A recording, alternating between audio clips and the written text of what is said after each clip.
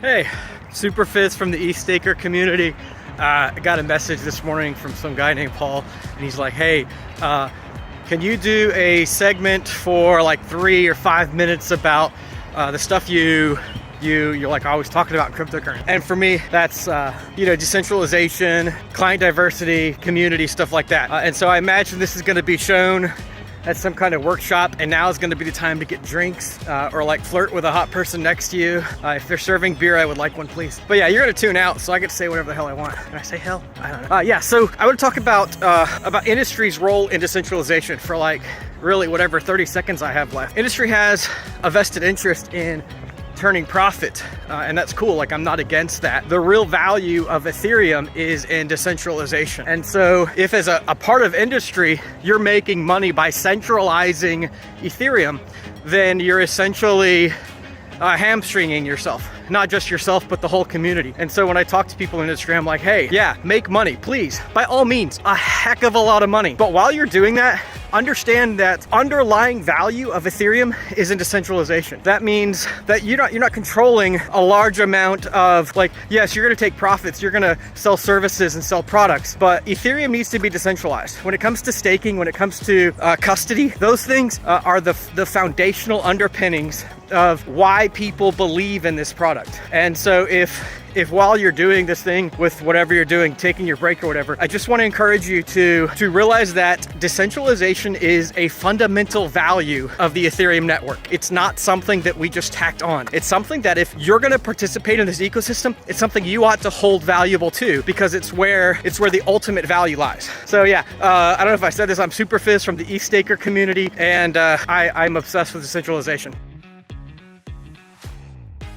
It's probably normal for you to ask yourself why I obsess about a decentralized network so much. The network really can run just fine on a few nodes.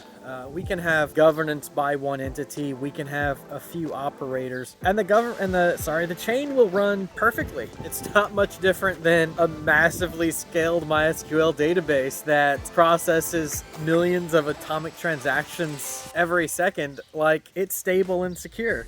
So why the big fuss about decentralization?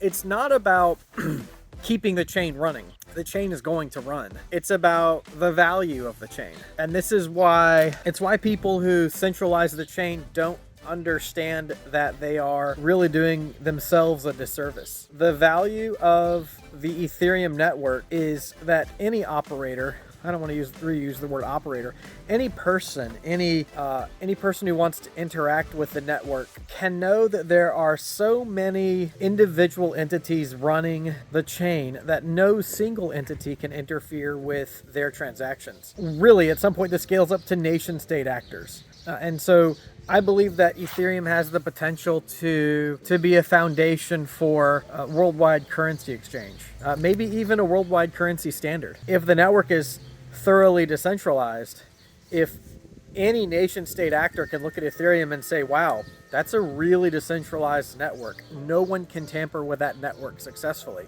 then they're more likely to maybe switch their national currency to the Ethereum network, or at least do transactions on that network. But if they look at the network and they say, well, sure, it runs well, but it's managed by a few single points of failure, then they're not likely at all to put nation-state business on the Ethereum chain. And at that point, we end up just kind of waiting for a new chain to develop that really is decentralized. At that point, the Ethereum network is a failed experiment. It's the reason I spend so much of my time trying to encourage people to put the value of the network above the temporary gain of, maybe getting 4% back for staking with a centralized service. You're not doing the network any favors. You're not even doing yourself any favors. What you can do to improve the quality of Ethereum is really make it a personal goal to decentralize the network further with your investments. And that's power that you have. If you're an investor, if you're someone with wealth, if you're someone who wants to make passive income from the Ethereum network, you can do that through solo staking or through staking with minority provider. You can make a great return and you can further decentralize the network. The thing that I really want to steer people away from is doing what, like using the same service that everyone else uses. That's just a recipe for disaster. It's totally anti-decentralization. I can't really take anyone seriously who says that centralized governance on Ethereum is okay. Like, no, it's not. We as Ethereans have a responsibility to maintain a decentralized chain. That's our role. The developers, their role is to develop software that can run on consumer grade hardware to stake on the Ethereum network. And the community's role is to take that software and spread it as far around the world as they can in as many independent locations and stake in ways that really decentralize the network. That's what makes Ethereum valuable. I hope everyone can kind of just take that seed and plant it in your mind and realize the value of Ethereum is in decentralization. The world computer is great, but a centralized world computer is something that we've had for years. It's nothing new. So I want to talk again about an analogy for decentralization, one that I think that an analogy for the need for decentralization. And so decentralization, at least to define it in terms of blockchain or Ethereum, is described as like the minimum number of points that you can corrupt or capture to change or control the network. And so it's really simple to think about. If your network runs on one node, you can take that node down. You may be able to take that node down pretty easily. Even if it's hardened, like, it can come down. If your network runs on 10 nodes, well, then you need to take down more nodes in order to get that to run, to come down. You've probably heard about the 51% attack. And so in traditional proof of work networks, if there are 10 nodes and you can take down 6 of them, then you can control the network. Proof of stake on the beacon chain has a higher threshold, and that is 66%. So in that analogy of 10 nodes, you would need to take down 7 nodes in order to control the network. But regardless, it is the number of nodes you need to control in order to control the network. And to zoom out a little bit, decentralization isn't just node based. It's multi-layer based. So when we think about decentralization, we're not just thinking about the number of nodes. We're thinking about where those nodes are running. Like, are they running in different countries with different geopolitical governance? What if one government says, stop running your nodes? We're going to shut down the network so you can't run your nodes. Then at that point, decentralization becomes, where are the nodes running? Are they running in countries where they're not going to be shut down? Or are they spread out around the world where even if some governments did shut it down, it would continue to work? We have what I like to call entity governance. So we have service providers on the beacon chain. Do those entities control a greater share of the validators or a greater share of the nodes than they should take responsibility for? You know, we have providers, Coinbase, Kraken, several other providers. The idea there is that those providers shouldn't grow so large that 2 or 3 of them could work together to control the network. So really 66% of control of the network is the magic number in Ethereum, but that's not really our goal. Our goal is much higher than that. We're looking for nodes spread so thinly over the globe that really no known or unknown centralization vector could take them down. And so to make it easier to conceptualize, I've been thinking about it in terms of getting hamburgers versus getting Rolex watches. And so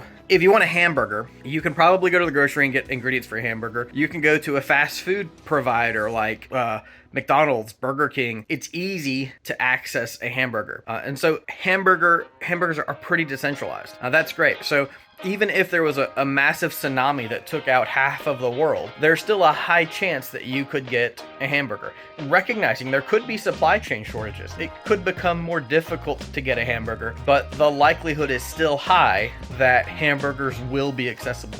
That's a decentralized network, and that's kind of the way that we want the beacon chain to work. Now if you contrast that with something like a Rolex watch. Rolex watches, they're very difficult to manufacture, they're very complex, and you have to go through specific vendors to get them. That's a pretty centralized delivery system. And it's nothing against Rolex. Of course, it's a high quality product, everybody wants it, but access to those is limited.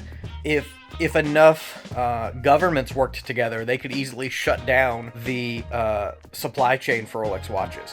And the first thing someone's going to say is, well, Ethereum is cost prohibitive. It takes 32 ether. That's $100,000. And I agree, but it is possible for people to gather 32 ether and stake. And if they can't gather 32 ether and stake, because I recognize it's a huge sum of money, there are providers. But what we need are a lot of providers that can give people to access to staking, $10 without having to go with one major provider who will centralize the network. Honestly, I'm not in love with the way that I conveyed the analogy, but it's really very simple. We want the provision of the Ethereum network to be spread thinly over the world so that everyone can access it. What we don't want is centralized control over the Ethereum network where a few people, vendors, governments, natural disasters could easily take down the network.